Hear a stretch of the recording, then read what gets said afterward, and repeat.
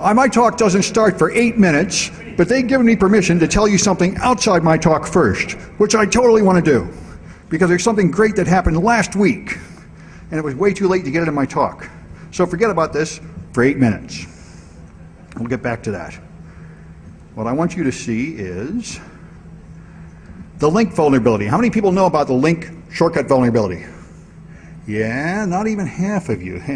That means you guys can totally take over those guys. All right. So on my website, samsclass.info, they had Wi-Fi on my airplane. So I got this working on the plane to another conference I just got back from. And we did it down there. This is awesome. And you don't need to know anything. So I wrote it up here and I tried to get it in the speaker's corner, but I was too late to do it. So go to samsclass.info and you can take over everybody around you. And everybody in the whole blasted world right now. This is one of those rare times. So what's going on is Microsoft has a vulnerability that was found in their operating system so that link files, the routine that draws the picture on the screen, on the icon, has a bug in it. And I don't know exactly what it is. It's something like a buffer overflow, but anyway, you can put malicious binary in that file. So just viewing the file and seeing the icon means you're owned. So you can do it, and glorious HD Moore put it in Metasploit. So all you do is load up Metasploit, issue the same old commands you always use in Metasploit.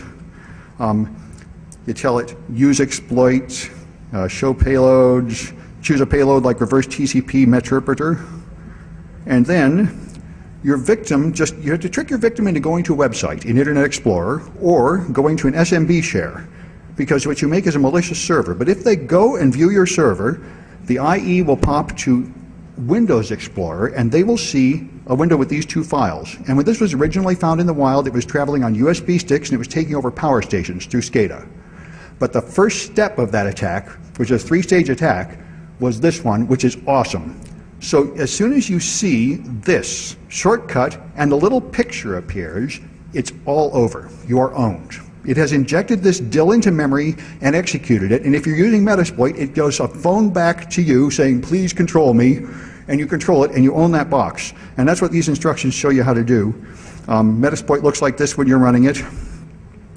Then when they connect, it does all this complicated stuff back and forth, sending more and more stuff over to the victim. And eventually, when it's done with all that hogwash, you get a session open. And then you just open the session and you have a command prompt on that machine and you can do whatever you want to it. I, of course, just go to the desktop, make a directory called owned, and your victim will just see directories start appearing on their desktop. It's wonderful. And there's nothing you can do about it, at least easy. There's no Microsoft patch. There are some things you can do, though, and that's, of course, the serious side of this. This is an awesome demonstration for students to get their attention, and it'll be homework for all my students next semester, but it'll be old and tired by then, like all my other homework, stuff that's been patched, so you have to get an old machine that's not patched, and then you can see it. But right now, you can do it to real living machines.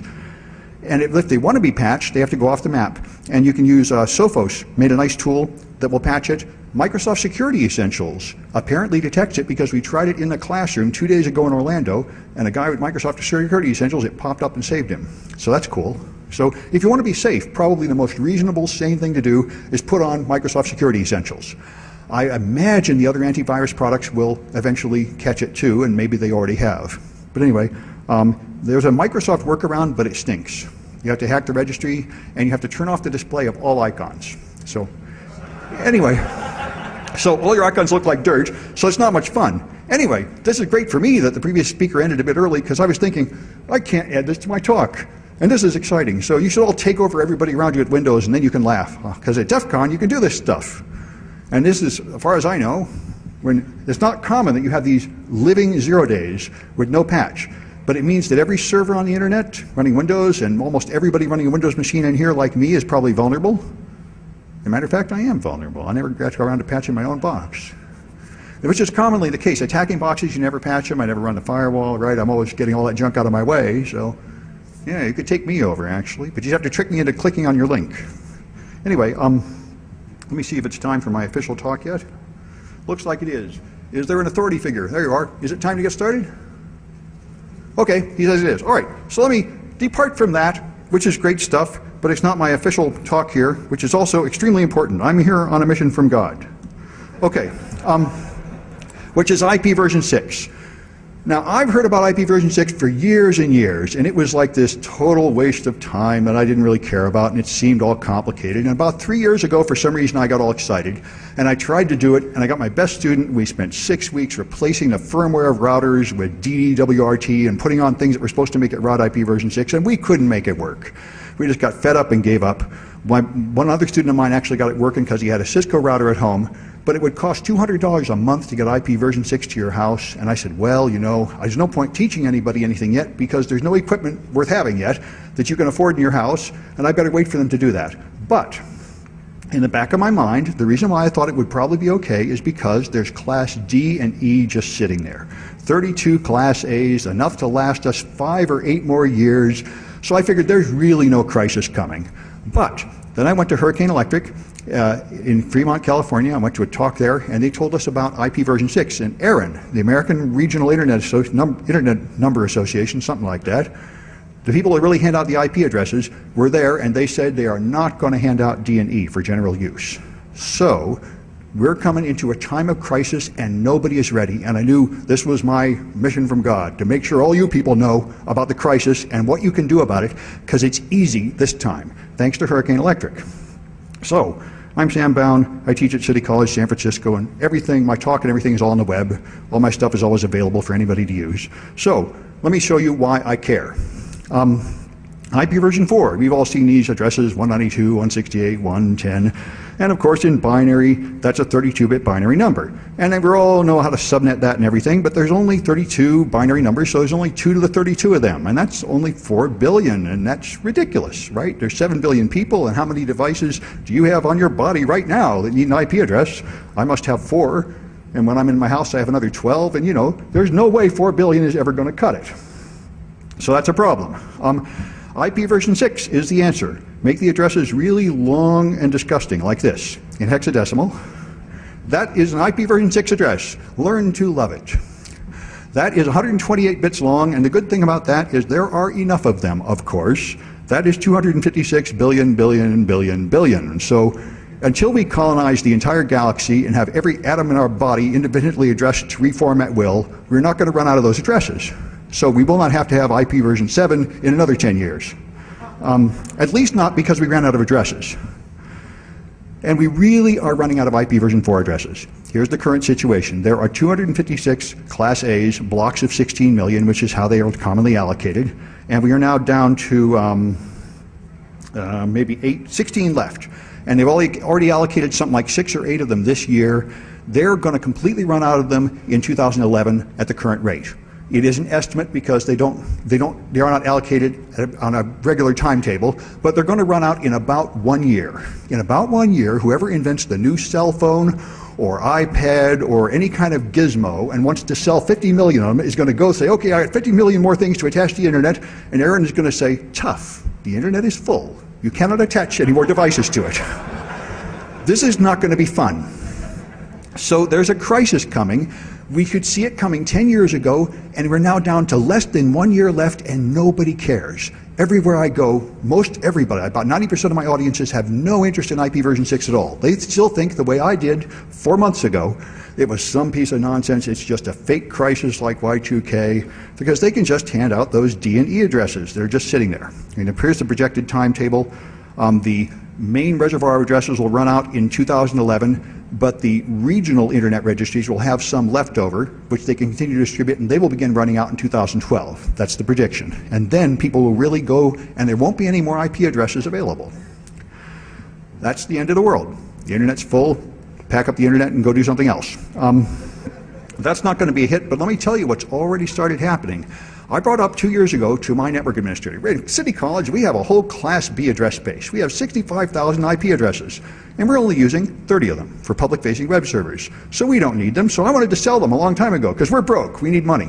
And I went to my network administrator, and he said, you can't sell them, we don't really own them, they're on loan or, you know, rent from some agency like Guyana. But they just changed their policy about a month ago, so you can really sell your IP addresses now, because they said there are only 2 possibilities in the next year. They're either going to be a black market for used IP addresses, or there's going to be a white market for used IP addresses. So we might as well choose the second of these two alternatives. And now when people apply to them and try to get IP addresses, they actually investigate why you're getting them, because they want to determine if you really are going to use them or if you're just hoarding them so you can scalp them and sell them later. Speculators and IP addresses. And that's all coming. So in about a year, panic will set in. In about 2 years, I think we can really get $1 million for our Class B. That's my goal. But we'll see. Because we don't need it. What you'll have to do instead of getting fresh IP addresses is you'll have to get IPv4 addresses from some other company that was smarter than you and already went to IPv6. And that's what we're doing. And that's what all you should do as soon as possible. Anyway, the Department of Defense changed to IPv6 in 2008. They had a goal and they met it. To have the whole network runnable on IPv6 at 2008. That is what put pressure on the end operating systems, like Microsoft put it in Windows XP, and they put it very well in Vista and Windows 7. It's in Linux, it's in Unix, it's in the Apple, although Apple did a pretty bad job of it, but they will eventually be pressured to fix it. The rest of the federal government will switch in 2012 to IPv6. And therefore, since every large manufacturer has to sell to the government, they have all been pressured into putting IPv6 in their products, even though there is no significant amount of traffic on the backbone in IPv6 yet, and no significant consumer demand for it yet. But it's coming, and there will be a huge rush for it, and when it comes, there will be mad chaos because we are not ready, and most manufacturers and technicians are not getting ready. So the people that do know are going to be sitting pretty, and that should be you. And it's going to be my students, because whether they like it or not, they're all going to do IPv6 homework next semester. And my prediction is they will be glad of that in a year. So here's the summary. This is the current state of the internet. And this is our fate. Those who accept soon will have a position of power in the new order. Those who resist will be crushed. So, now that you have hopefully been motivated, you can now face the problem I faced, which is what do you do? Because there are big, thick books full of long, complicated, irritating things. And I looked at Microsoft's recommendation for an IPv6 lab, and it was 260 pages long. And I said, how can it be this hard?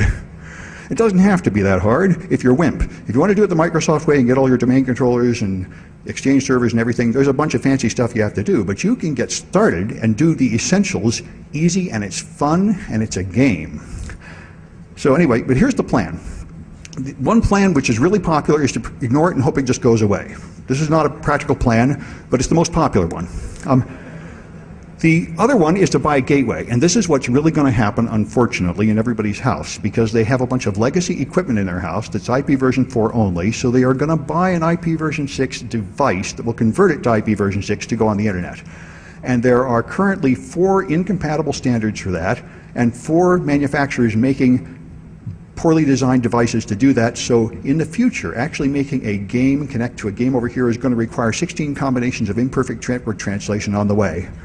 And even more than that, Aaron will be giving some talks here, and they may get into this, but the IETF guy at the last conference I went to is very unhappy because there's now NAT 4 to 4, changing IPv4 to other version 4, there's NAT 4 to 6, there's NAT 6 to 4, and now there's even NAT 6 to 6, which was never supposed to happen. The whole point of IPv6 was going to be end-to-end addressing, but that's already broken because the end user machines can't handle the multi-homing. And I'll show you a little bit of that later. Anyway, so gateways are in the future, and they're going to be a bloody mess, but companies are not going to use them. What you really want to have is dual stack on your company. This is the goal for the foreseeable future. For the next 10 years, we're going to have to run both IPv4 and IPv6 on our whole networks, because everybody's going to have a mix of devices. And right now you can run IPv4 only, but in 360 days, and therefore all the people that plan more than a year ahead have already begun doing this, like Comcast and Verizon and Facebook and Google. They're already putting up IPv6 properties, so soon there will be IPv6 only websites and IPv6 only end user devices. I think it's Verizon cell phones are already IPv6 only. It might be Comcast, I get them mixed up. One of those companies has already decided to use IPv6 only on their cell phones. Smart meters are IPv6 only, and Japanese televisions are IPv6 only. And they get converted at the enterprise network address translation. Anyway, In the short run, the trick to get started learning is to use a tunnel. This is awesome. If you tunnel, you can take an existing IP version 4 internet connection and you can run IP version 6 over it. Now, of course, this does not solve the problem. You're still using an IP version 4 address. It makes all your performance in IP version 6 inferior to your IP version 4 and all that, but it means you can learn how to do it now. And then you've got everything ready when you get native IP version 6 from your internet service provider, which is coming very soon. AT&T offers it now, I've been told, with their latest UVerse. And various providers, I think Comcast just had their first rollout in California a month ago of IP version 6 directly to the businesses. So it's coming. So the fast thing is to set up a tunnel, and you can all do this right now, and all my students are going to do it, and you should, because it's great. There are free tunnel brokers out there. Hurricane Electric runs one called Tunnel Broker. 6XS is one someplace in Europe. GoGo6 is my favorite because it's easy. You don't have to do anything to get a GoGo6 tunnel up except use Windows. And if you can't stand that, you should try one of the others. But here's GoGo6, and let me just show you because I am on IP version 6 right now. I'm connected with a wire to this Defcon network. I'm using Windows 7, and so here is my local area connection down here. I have an IP version 4 address of 172.16.8.233. Now this FE80 address is a link local address. That's like a 169.254 address. It can only be used for local traffic, but I'm tunneling through the GoGo server. And I should have it running in one of my other panes here. There it is, the GoGo client. This is awesome because once you set it up, you don't have to touch it. And everywhere I carry my laptop, it connects to IP version 4 at a coffee house, and within a minute, the IP version 6 tunnel turns on, so I always have IP version 6, and I don't have to do anything to earn that because it automatically connects with a non-authenticated free account to these guys, and I can choose how I want to do it. Right now, I'm using the most universal one, UDP traversal. It will go right through network address translation and right through everything. I can go anywhere, it goes right through firewalls. It sends UDP packets out, and inside the UDP packets is IP version 6 hiding inside the IP version 4. And if I want to see my address, here is my glorious IP version 6 address. A long, horrible mess. But I've got it. And if I want to see the effect, I can go look at the 6SS website.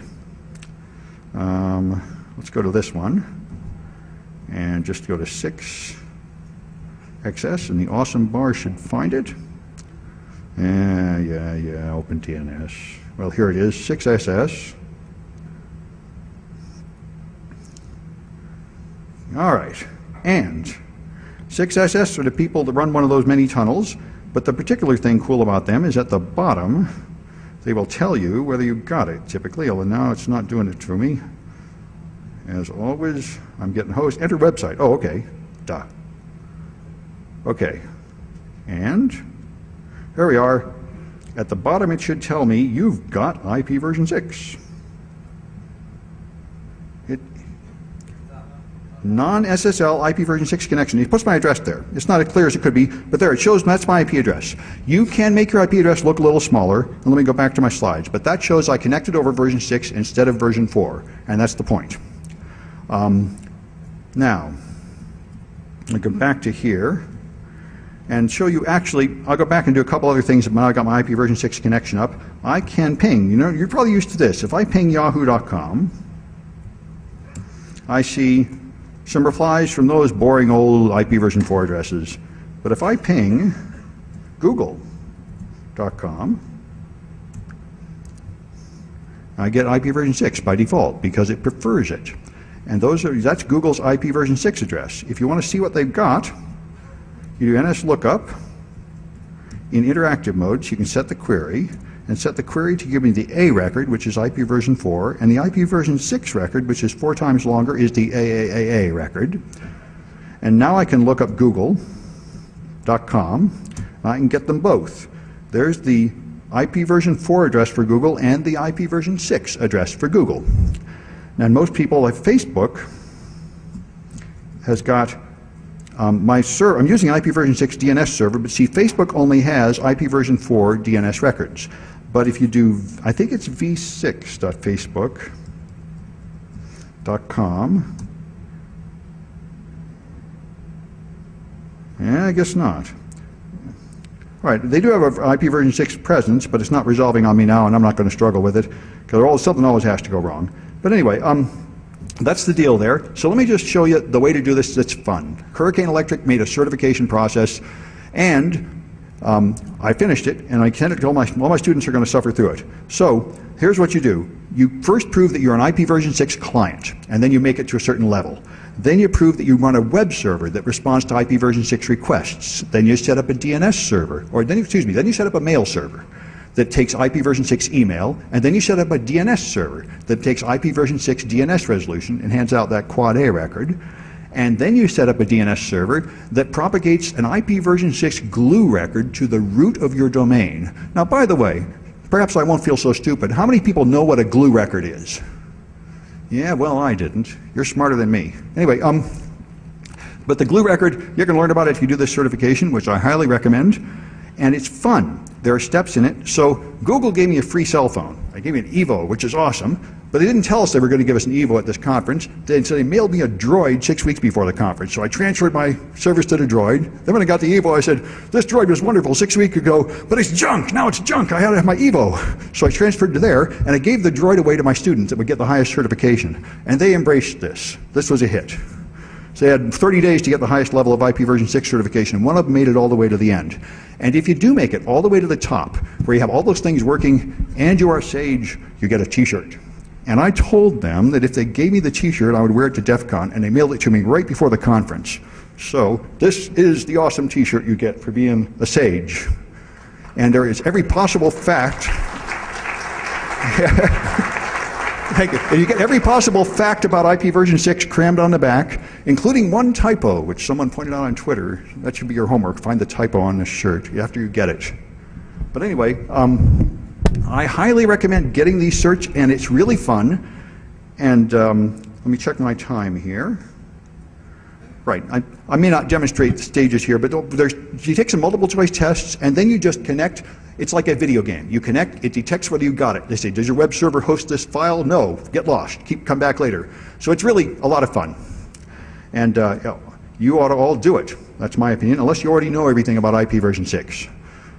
So I promised to say something about hacking, since we are a security conference, and it is actually extremely important for the hackers to be in here fast, because IP version 6 is a security nightmare. Because just to set it up, you usually have to turn off all security devices just to get it going, and most of your security devices are not IP version 6 capable, so typically you bypass the firewall and everything on the way in. So here's just a few things about it. The IP version 6 address is 64 bits for routing and 64 bits for the host. The 64 bits for the host are made up by each host. They are not distributed by DHCP typically, although they can be. Your device just makes up its own address by using its MAC address. The MAC address determines the outer 6 octets. The inner 6 octets are FFFE. Don't ask me why, but that's called the Extended Unique Identifier, and it means that everything you send or receive is labeled with your real MAC address, and therefore if you were to do something naughty, like download copyrighted material, they would know who you are much better than they do if all they have is an IP version 4 address. So Windows Vista and Windows 7 have privacy extensions turned on by default, so it makes up a random number instead of using the recommended EUI, which also tends to break end-to-end addressing, but it does have the effect of protecting your privacy. You can turn that off if you want to, and many companies prefer to turn that off so that they can tell who's connecting and have policies to let this person do one thing and that person do another thing. Anyway, ICMP version 6, good old ping. This is optional in IP version 4, and everyone got so tired of it they pretty much blocked it at the router. But in IP version 6 you must have it, because it replaces ARP. There are no broadcasts in IP version 6. There are nothing but multicasts, and you find your neighbors with Neighbor Discovery Protocol over ICMP version 6. There's a hacker's toolkit for IP version 6, THC. This rocks. And I sent to a Google conference in IP version 6, and they had an IP version 6 network, and we were connected, and so I immediately loaded an Ubuntu virtual machine on top of my Windows 7. It connected through IP version 6 through the virtual NIC, which I didn't think would work. And then I loaded the hacker's toolkit, which I'd never seen until I found it right there, and I did a scan, and I was able to find people here. You could never do a normal ping sweep in IP version 6. You could not sweep 2 to the 64 addresses to go through your subnet. It would take forever. But you can use Neighbor Discovery, which is pretty much like just sending a broadcast ping and they just tell you where they are, because they need to for ARP. It's like the ARP cache. And there's a list of everybody at that conference. Just picked them right up with IP version 6. Anyway, as mentioned, security appliances typically don't do anything for your IP version 6 yet. They aren't ready.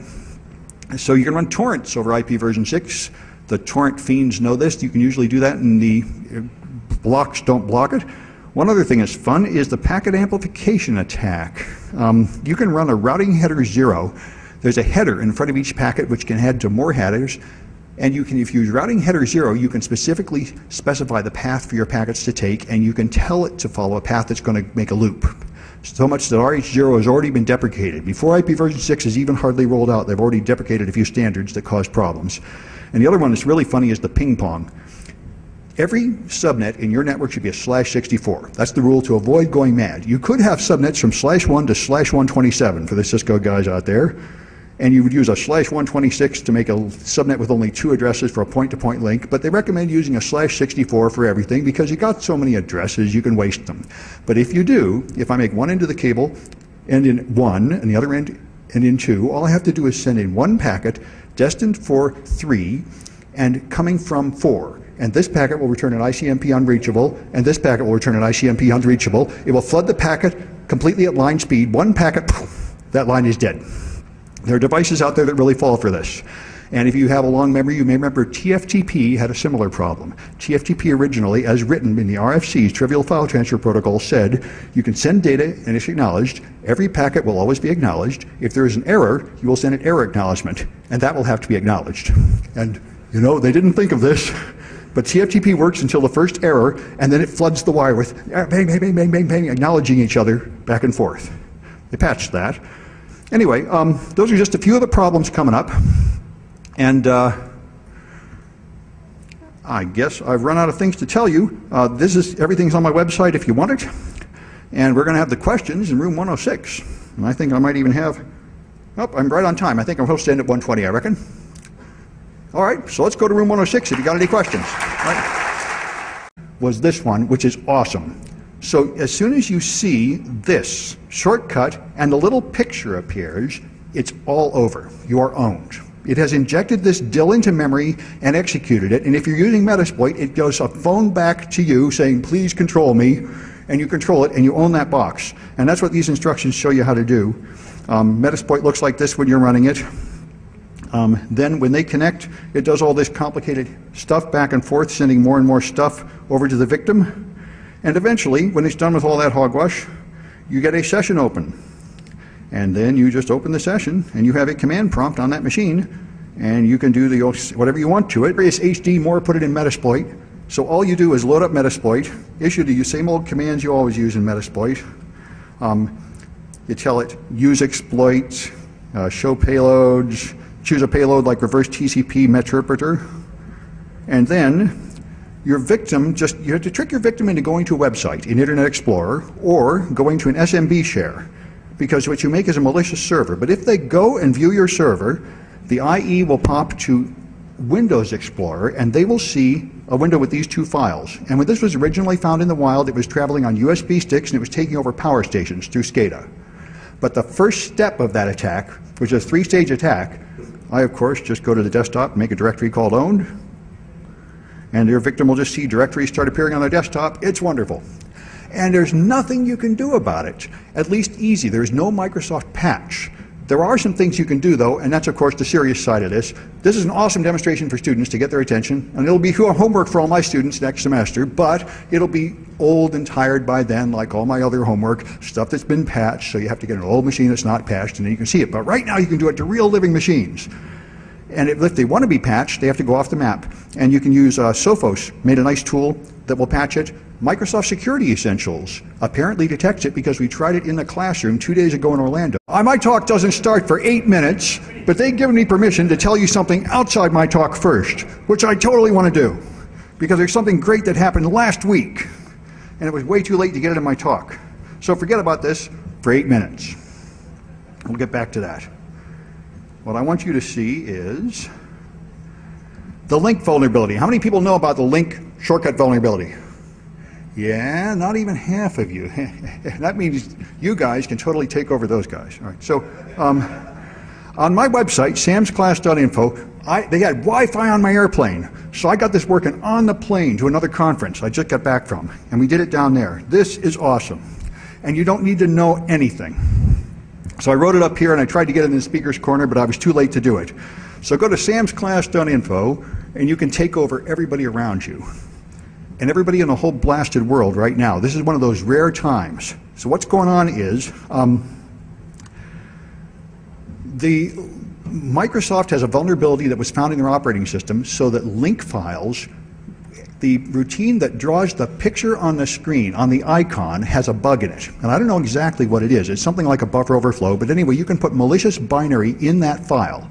So just viewing the file and seeing the icon means you're owned. So you can do it, and glory